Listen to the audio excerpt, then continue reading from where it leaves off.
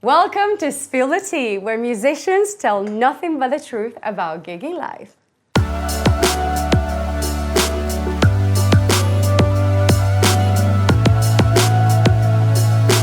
Joining me today, we have a very soulful, incredible singer, the king of blues, Ooh. Dom Durner, everyone! Oh, thank you very much. Thank you. How are you? I'm good. How are you? I'm very well. The sun is shining, as you can see. It is a beautiful February day, absolutely. Oh my God, it makes know. such a difference, doesn't it? It really does. It really does. Yeah. It kind of lifts the spirit, you know? Oh Yeah. my God, 100%. Yeah. Listen, you have been doing this for quite some time, right? How long have you been a professional singer for? So, I asked this question when I was, I think, 22 years old. So I actually started quite late in music. Okay. I started really singing professionally when I moved to the UK, which was back in 2006. And I asked somebody back then, it's like, how would you define somebody who's a professional musician? Because I was just starting out, you know. He says, the day you get paid for actually singing, that makes you a professional. So Absolutely, I agree. There you go. I So agree. the first time I got paid was in 2006, actually. So it was just Wow. a small little gig, do a gig in this little pub, and there you go. So That has been quite some 20 time. years then, I guess, yeah. So what then keeps you like wanting to do this job? Because it's been quite some time. Sometimes it can be quite repetitive. Like, what makes you like wanted to get on stage every time and like? You know, I say this a lot, actually, that it's like almost you got bit by a bug. This is how I see music, actually. Like, I can't get away from it. I tried to like do the corporate thing and worked in offices for about 5 to 6 years.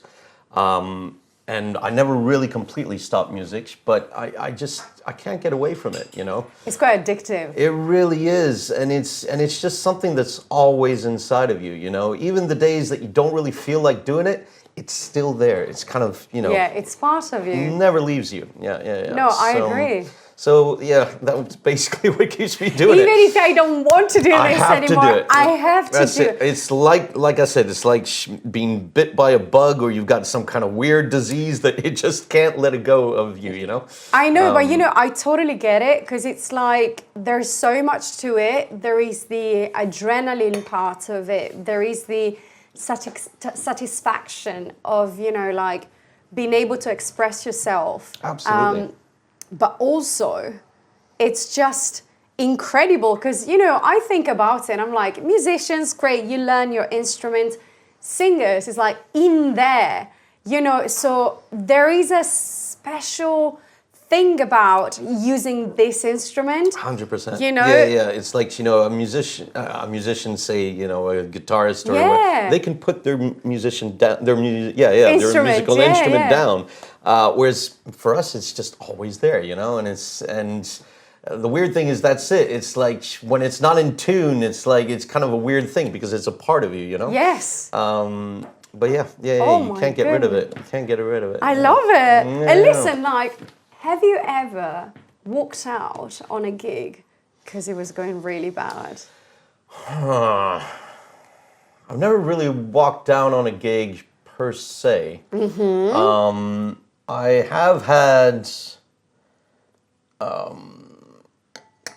had situations where basically I didn't want to get back on stage, like say after the break, just because there was a lot of tension going on with the musicians on stage for different reasons. We're not going to get into it, but basically, like I gotta admit, there has been maybe a couple of times tops where I was Right. like, I'm not sure about that I want to keep doing this, you know. But the thing is, the showmanship and the professionalism kicks in, and you're just kind of like, all right, show must go on, let's do it. Yeah, and forget about it. And that's it. I don't know for you, like, was it mostly about, you know, musicians not playing well? Was it more about actual vibes on stage? It was more kind of, well, actually, there was two different cases. One, it was more vibes. Like literally, there was like some beef that was going on. Oh. And it was kind of one of those things where it's like, this is not the time or the place to actually deal with this. Right. So, Let's keep going. That's it. The other time was basically somebody who had not really worked on the songs and who was kind of, instead of just being a little mouse in the corner, was actually like being quite vocal about like people not following him doing his own kind of thing. It was a bit much. It was just kind of like, look, this is not the situation here. Oh my God. So, yeah. I feel like even for them, like there is like this survival mode kicking in. Like, I'm doing really bad, so now I'm gonna become the tough guy. I mean, that's it. No, and it's gonna make 100%. it's making it even worse. Because that's it. It's not like anybody was a bad musician. It's just that they hadn't worked on a few songs, and I mean, that's it. It's like they can kind of, defend themselves, and it's like, yeah, but that's not the point. And listen, because I've asked this before, and I'm very curious to know what you think. If a musician comes, for a gig, but they haven't learned the songs. Yeah. So, and I'm not talking about like, I don't know, 1 or 2 songs. I'm talking about, I'm trying to literally survive just by like looking around and see what chords you guys are playing. Mm-hmm. Do you think this musician should still be paid, or should he be paid less? Or not at all? Because really, they are messing up the gig. 100%. And you guys worked hard to learn the songs or whatever. This guy shows up. Yeah. I don't know the songs, but anyway, I'm here, so you're going to pay me anyway. I totally get the point of not paying that person. For me, it's... I think the way that I would probably look at it is you have 3 opportunities to make this right. So you screw up the first time, something could have happened. Right. I'll let it go, Right. Second time, we're going to have a conversation. Third time, I will pay you every single time, but then you're out. Yes. Do you know what I mean? It's like, for me, because here's the thing. It's like, this is still a job. So we are asking people to, do the work. And if you're not doing the work, well, you're not going to stick around, basically. That's kind of more the way that I look at it. I will pay you because you showed up. Yeah, sure. You did kind of ruin the gig for everybody else.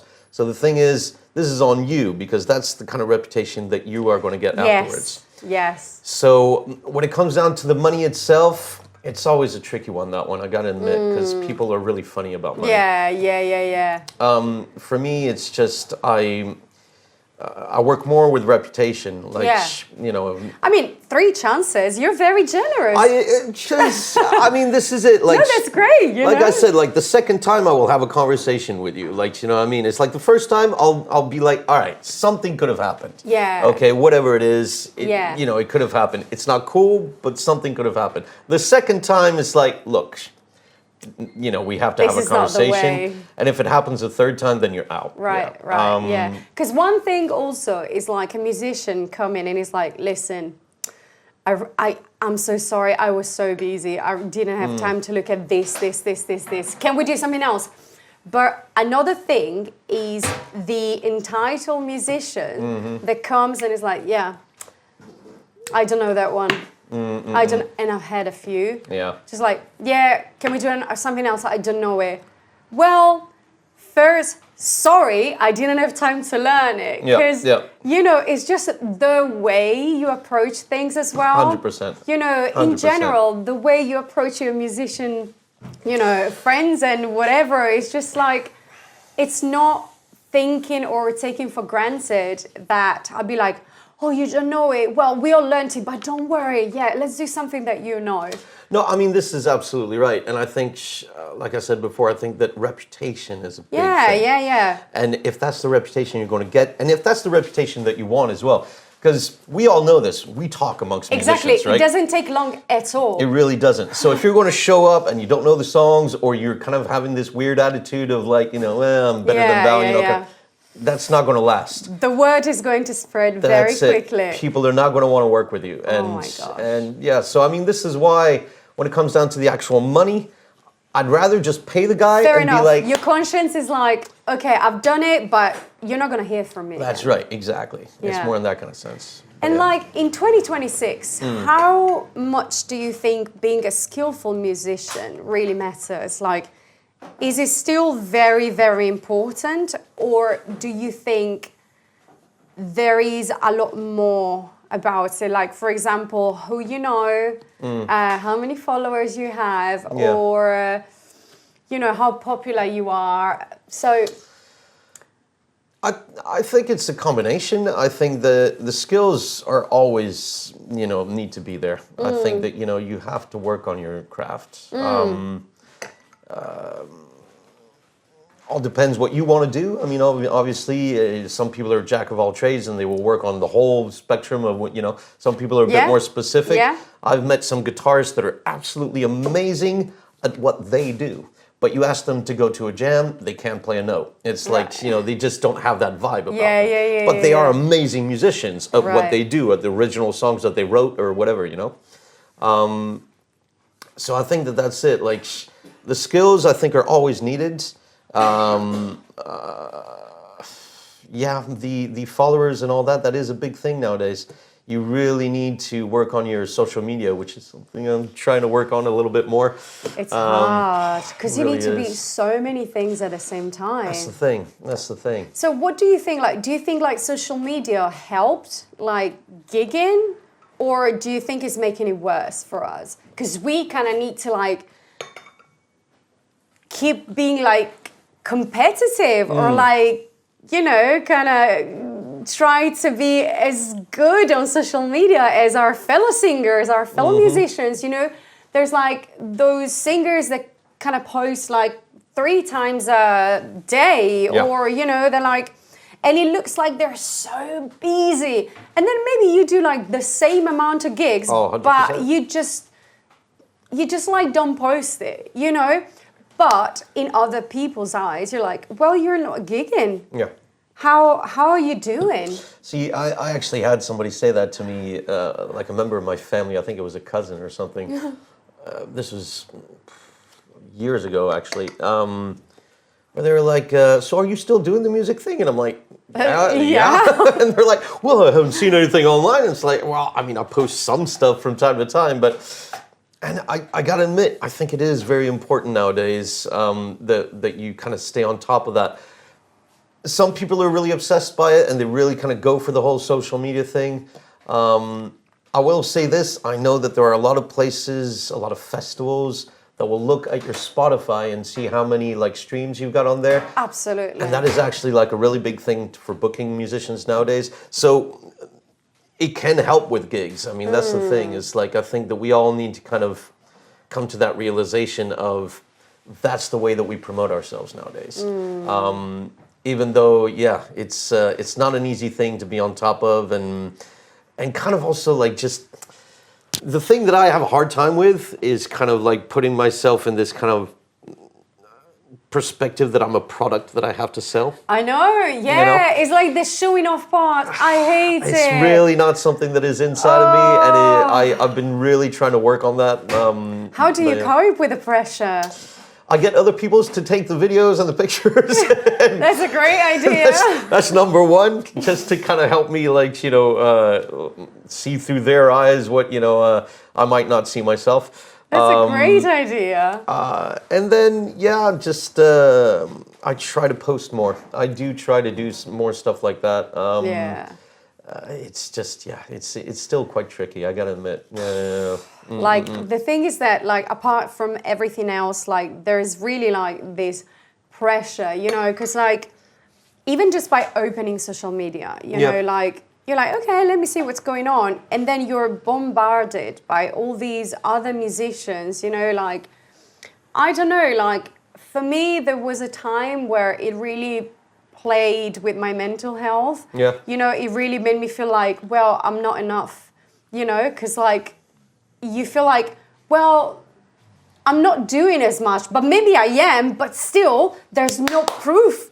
And it looks like I'm not. Yeah. Or maybe they are posting the gig from like last month and they took like 3 more videos and it looks like they're playing more. So, yeah, I think sometimes it's really hard depending on what state you are in the moment, like to cope with it. But also, like when you're at a gig, apart from focusing on, performing very well, it's just like, okay, let me take this freaking bathroom selfie to show what dress I wore tonight. Yeah. And I'm like, okay. I'm still not doing the bathroom selfie thing. But it is one of those things, I gotta admit, I still have a hard time doing that, of like, pulling out my phone and being like, right, social media time.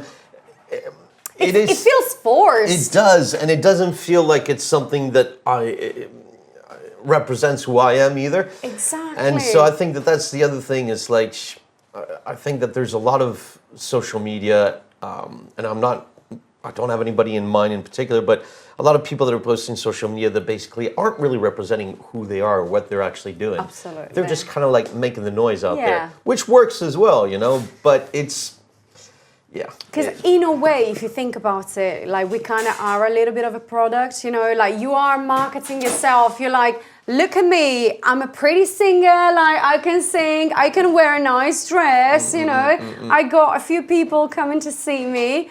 Please book me. Yeah. Basically, this is what it's screaming, Absolutely, right? Absolutely. But yeah, it's just hard to force yourself to even be someone that you're not. And most of the time you have to, Yes, you can take the nice, funny video, but most of the time you have to be this nice kind of like polished product, and it's tough if that's not what you are, which I think not really many people are. I mean, this is it, and this is why I've actually kind of like, because I'm not very good at the whole like social media thing, and I've been trying to force myself to do a bit more. One thing that I'm starting to try to do is actually maybe do some videos about who I am, and basically kind of just like kind of do the behind the scenes more kind of thing. But just stay authentic to who I am and try to just sell like this kind of, all right, this is the real me, this is what's happening. And then have the music on the side, doing some videos as well. But I wouldn't like do a lot of, those kind show off videos. Yeah, exactly. It's just not me, it just doesn't really work. Oh no, let's keep it real. Exactly. So how do you kind of like keep motivated when you are, because I'm sure, we all kind of like do sometimes the same gigs in the same venue, sometimes the same repertoire, same musicians. How do you keep motivated? Well, that's a tough one. I gotta admit, I think that I kind of stick to a formula until I'm kind of tired of that formula. I think that that's kind of the way that I kind of keep it interesting for myself, like literally just myself, of say like you were saying, doing the same songs, the same venues. If I get to a point where I'm just like, I'm bored. I hate this song. It's like, I'm bored of this song, I'm bored of this venue, I've been here like so long, and we're always doing the same thing. When I start getting that feeling, that's when I start looking for new songs to do, looking for new venues. Right. And I mean, I could probably be a little bit more proficient when it comes down to those kind of things, a little bit more active. But yeah, so far that's kind of the way that I've been working, of like, this works, let's keep this going. And then, when I'm tired, I'll just... Yeah, I'm pretty much the same, Sometimes it's like, it's just, what do you call it? Like, it's so much easier to just keep working, with the same thing that actually works. People love certain kind of songs, and you just want to keep doing them, until you're like, guys, I literally, I've got nightmares with this song. Can we just, refresh the set list for a bit? It's very fun as well, because the thing is, that certain songs don't work in certain venues. Yeah, true. And from time to time, I'll do that. I'll just insert this song that's got nothing to do with the venue, just to see what people react. I love it. Social experiment. Yeah, exactly. And the thing is, it keeps me kind of interested as well, because, that's it. I just kind of test the waters a little bit. But also it's like a bit of adrenaline for you. Do you know when you do a new song that you've never done? Yeah. And you're like, am I gonna mess this up? am I going to mess this up? 100%. And you're like gonna go for it, and you feel that thing that maybe you haven't felt for a bit because you keep doing the same songs that you know so well. That's exactly right. It kind of gives you that like edge, you know, that you would get at the beginning. Yeah, no, 100%. It's always interesting to try new songs. I gotta admit, like I'm working on a few new ones at the moment. Without talking about original songs, but just kind of covers. Yeah. It's always interesting to kind of like make it yeah. your own and kind of like try something new. Also, I feel, I don't know for you, but like I have learned so much about my voice by doing something that wasn't necessarily my jam, Yeah. but then you're like, wait, Yeah. Yeah.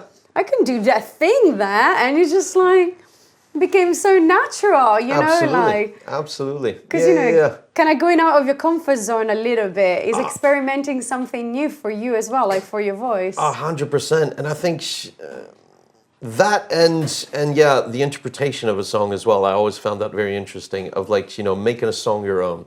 So finding out that you can do different things, but also like having a song that basically might be a little bit out of your comfort zone, but then you kind of like find a way to like make it your own with the capacities that you have. Exactly, yes. And yeah, I've always loved doing that. Like kind of like finding a song that I'm like, this might be a little bit tricky, but then let's give it the dumb stamp. Exactly, and it works generally. Amazing, I love it. And listen, how do you get most of your gigs? Like, do you have an agent? Do you approach, venues directly? Do you, I don't know, do you like crazy, like stalking email, like spamming email? Like, how do you do it? It's kind of a combination of things. I haven't really had an agent. I've always kind of like managed to do things on my own, but it's a lot of word of mouth, a lot of going after venues, just jam nights as well is actually like introduced me to people that will kind of like lead me to other places. So yeah, it is. Because it's a lot of work. It's a lot of work. It's a lot of work to find new venues. It's a lot of work to keep the venues that you have. But here's the thing. With London, there are a lot of venues. Yes. So you do get a lot of opportunities. You do get, but you got to put yourself out there, 100%. And so, yeah. So coming back to the whole social media, that's why all that is important. Because once you get in touch with those guys, you need to be able to show them something. So you need to have something online. You need to have something ready to go. But yeah, it is a hassle. You need to go out there. You need to hustle and just kind of like talk to everybody and just.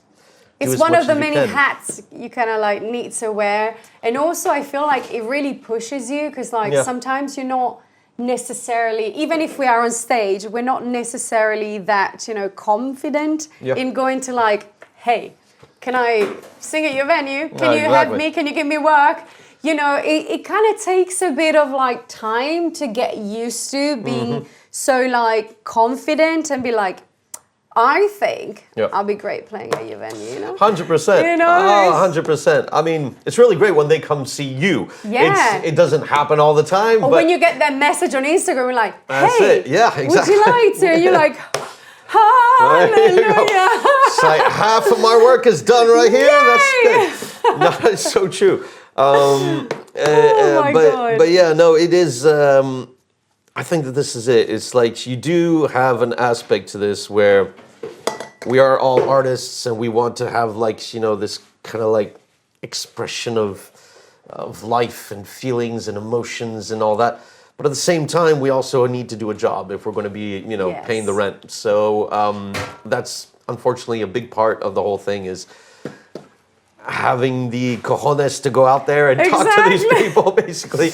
The pep talk, like the self-pep talk, you're like, okay, now we're gonna go. That's it. We're gonna smash it. Be it. confident. You can do it. You're worth it. Let's go. That's it. It's a funny thing because that's it. People are like, well, you sing in front of like hundreds, thousands of people. And it's like, Yeah, but that's not the same thing. It's like, It's not. No. Oh gosh. It's talking one-on-one with somebody and asking them, hey, do you want to give me some money so I can come and sing? Exactly. It's always a little bit it takes a few times before you just get comfortable. Exactly. Let's say confident and comfortable. No, that's it. Listen, if you could talk to like your younger self about being a musician or doing exactly what you are doing right now, what would you tell him? Oh. So I actually had the imposter syndrome for a very long time. Longer than I care to say. But basically, I did not think I could sing for a very long time. Wow. I was in bands. I was in like original bands. They had chosen me as their singer, and I was going around and working, and yet still I was waiting for people to turn around and be like, man, you're not that good actually. So I would say probably to my younger self, it's like, just get over that. Like, because the quicker you get over that, like things get a lot easier. Like, just to believe in your own capabilities and stuff. And it's not about, being arrogant or anything. It's No. It's just a question of like... Absolutely. Enjoying what you are doing. Exactly. And just keep working for it. Yeah, that's it. Because I got to admit, like, I just had this thing inside of me where I'm just like, this isn't going to last. Wow. And yeah, here we go, 20 years later. No, exactly. But, yeah. No, it's funny because I had kind of the same, like you grow up and, you compare yourself with a lot of, singers, and especially growing up, I was just listening to like Whitney Houston and then Mariah Carey, and then I had like Alanis Morissette, and it's funny because like even today, I can really tell what I have learned from Alanis Morissette, what I have learned from Whitney Houston, what have I learned to do like from another singer. But there's always like this voice, at the back of your head kind of telling you, are you as good as her? Are you as good as him? Or like... And the thing is, it's like you will have people in your life that will actually vocalize that as well. So you're already saying that to yourself, but I actually had people as well in my life that were saying, look, I mean, it's really hard to be a musician. Exactly. Is this really what you want to do? Do you think that you're good enough? And it's only like... a few people make it. No, I mean, this is it. It's like, first of all, what do you mean by make it? It's like, that's a very different definition for a lot of different people. Because people, whenever you sing, people just think that you want to be famous. Oh yeah, I know. Because they're like, why do you go to The Voice? I don't care. I just want people to pay me to sing. That's right. That's it. That's all I want to do. It's like, look, if I can make a career doing that, I'd be very happy. Do you know how Exactly. many... this is the funny thing is that there's so many people out there that are actually making a killing. I mean, that are doing very, very well. Most people haven't heard of them, but they have a following. Absolutely. They have millions of people that follow them, and they do very, very well for themselves. But they're not, Ed Sheeran. It's like, but there's different levels of making it, if you will. Also, maybe that's literally not what they want. Not everybody 100%. likes to be like on the mouth of everybody. Oh, exactly. I mean, this is it. I just want to live my life. I just want to do what I love. 100%. And I just want them to pay me to do it. So that I can do whatever I love about, Simple. Absolutely. No, I'm right there with you. And I mean, this is it. The fact that I never searched for that fame definitely surprised a lot of people. They were like saying, like, why don't you go on The Voice? Do like you're wasting your time. Yeah, exactly. I'm like, it's just not what I want to do. Like, it's just not me. I'm not looking for fame. Oh no, I support it. Yeah. I support it. If you could tell something to either agencies or even venues that book you, like to make musicians' life a little bit easier, what could you say to them? Probably say the way that we treat this is a job, so you should treat us like people that are actually working. Because I do kind of feel like, they're still in this mindset of you're a teenager coming to play in a pub. You know what I mean? Yeah. And it's like, no, sorry, man. Like, I do this like full time. You know, it's like when I send you an email, I expect a response. Yes. You know, I expect the details for the gig. I expect like some professionalism on your side, same as I am giving to you, basically. Yeah. So I think on that side, it depends who you deal with, I would say, but there's definitely some guys where it's just like, oh yeah, I'll deal with you later. Yeah, I mean, like, also, like, we forgot, like, you can't have dinner tonight, we're busy, I'm sorry. And like, okay. Or, sorry, guys, like, the microphone broke, you brought your own, right? Yeah. Or, so many things. Or like, sorry, guys, actually, the stage is busy, can you play in the corner? That's it. I mean, just, You don't mind, do you? No, exactly. It's literally just kind of like, okay, one, I don't know how you treat your waiters or your staff or whatever, but it's like, I'm not one of those guys. First of all, that's number one. Okay. Number two, it's like, yeah, we're happy to come and work for your venue, but it's like, this is a business exchange. Yeah. We're entertaining, fine. And we are fun, and we're going to be lovely, and we're going to be like, very nice and all that. But we're still working, And we are respecting each other. Exactly. Like, that is at the base, like the basics of every relationship, working or not working. No, but that's it. I mean, there's always, that good comparison of like when you hire a professional chef, well, you treat them with a certain amount of respect. Well, it's exactly the same thing with musicians. But there's still this thing that it's our hobby. That's exactly It's not our job. Because we actually 100%. enjoy doing what we are doing, Exactly. and we are not working. I know. You know? Which, no, it's a very random thing. And I think it's literally just because it is the entertainment. Yes. And because we give people fun, they just think, oh, well, this is just, Yeah, nothing. but you wouldn't go like to the theatre, even if it's not like a super popular actor, on the West End, and you'd be like, sorry guys, I mean, like, can you just, because, like, no, because they're in the West End, Exactly. like, there is always that putting things and people in boxes. Yeah. Like giving a meaning or, elevate you or just like making you, really small. It's just, it's a human thing always and everywhere. 100%. And I think that, this is why, probably with the experience and the older I get, like, I do make an effort on my side as well to present myself in a certain light so that they understand that from the get-go as well. Yes. It's like, when I'm on stage, I'll do my thing. But, unless it's like a pub and I'm getting along well with it, I mean, that's a different matter. But if I'm going to a professional venue, it's like, look, when we talk, this is business talk. Okay? And then when I'm doing my thing, I do my thing. But like when we talk, it's like, this is business. Which means what we agree upon needs to be agreed upon, and let's just be clear and above board, And yeah, it's not always the case, unfortunately. That's the problem. And I think this is a great time to talk about fees. Yeah. Yeah. So what do you think is a fair fee for a standard gig, which could be 2 or 3 sets in a London venue? Mm-hmm. I mean, obviously, it depends if it's during the week or on the weekend. Fees do vary on that sense. We totally understand that. I don't know if you think it matters that it's during the week, or if you've been taught that it matters that it's during the week. No, that's why for me it's important that it's a very kind of like neutral kind of like opinion about a fee, and not just like, well, I know that on a Monday I should get less, where in fact I literally do the same thing that I would do on a Thursday 100%. or on a Saturday. You see what I mean? Like, they taught us to think that I don't deserve the same fee on a Monday because it's less busy. But yeah, this is just to say I want it to be neutral. I get where you're coming from. And the way that I look at it is basically because of the nature of the job that we do, we have to look at the offer and demand basically that is actually like out there. Here's the simple fact of it is people tend to go out more on the weekend. Hence, venues are going to be full and packed on a weekend, okay? Yeah. Generally, that tends to be the case. Now, because we're in London, and depending on the venue, there are some venues that are actually like booked fully throughout the week. I totally agree with you on that.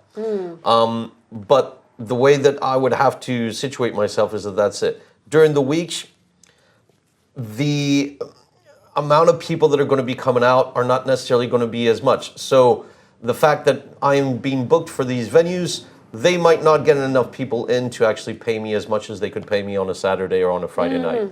Okay. Or even a Sunday. I do find it weird that sometimes people accept a lower fee on a Sunday.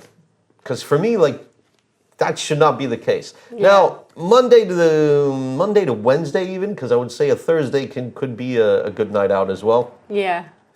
I would say a fair fee per musician should be between 150 to... That would be a fair fee in 2026. Yeah, absolutely. 150 to 200. I think that's what it should be. It is often not the case. Absolutely. And then on the weekend, yeah, I would see it definitely between 250 to 300. I think that should be a standard per musician. Yes. It's just, you know, this is what I would like to know is, how do we actually fight that? How do we actually like start getting those fees in? That's why we're here. There we go. Speak our voices. We're starting the revolution. No, but you know what? The thing is that if you just started, I get it. You're like, I got my first gig, I got my 20th gig, and I'm gonna go out and play for £150 on a Saturday night in front of the Big Bang. Yeah. Yeah? But if you've been doing this for 20 years, you are good. I'm not saying maybe you're like the freaking best, but you're good at what you do. Man, I paid a cappuccino for 20 the other day. Exactly. I paid water £1.20. I know. You know, it's just, it's not sustainable because my rent is my rent. My bills are going up. How am I paid the same? It's been like, what, 10 years? I agree. No, I totally agree. I totally agree. And here's the thing is, really, we're kind of stuck because we are all afraid that if we start charging those prices, that nobody's going to want to book us. And the reason is that there are still people that are going out there and charging low fees. Exactly. So, I mean, it's more a question of like, first of all, you have to make sure that venues understand what the standard is. Yes. As in like, look, you want these kind of musicians. You need to pay for it. That's the fee for these kind of musicians. Yeah. If you want the guy who's 18 just came out. Give him beers. No problem. Go and pay him 60 quid. No problem. Yeah. But I mean, this is the thing is, I think that we had a time, especially right after COVID. I think COVID really didn't help our case. But I think after COVID, basically, there's a lot of musicians that were willing to take a massive cut. Yes, and I get it. Time is hard. Sometimes 100%. I haven't played much this month, and I need that little bit more, and it's a little bit less than what I would normally do. I take it, but it shouldn't be the standard. Absolutely. No, I totally agree with you. And I mean, I haven't checked what the musician union, basically, what they have on their website. Don't even look at it. Don't even look at it. Bless them. But, musician union for president. But, I mean, but there you go. the fees that are on there. But you see, that's it. That's where it should be coming from, though. You know, they're the union. They're representing basically like who we are. And I got to admit, like for me, there is a standard there that should really start coming up because you're right. We are getting paid the same fees as we were 10 years ago. It's ridiculous. And it is ridiculous. It makes absolutely no sense. Yeah, and because this is the thing, everything has gone up, and so you know. Hopefully, we are here to start making a little bit of change. Let's hope so. Cheers to that. Cheers to that. Absolutely. My dear, I think our time is up. It always goes so fast. Yeah. But thank you so much for sharing everything with us. I had such a lovely time. Thank you for having me. Yeah, it's been great. Absolutely. Oh, thank you so much, everyone. We will see you next time. Bye. Bye.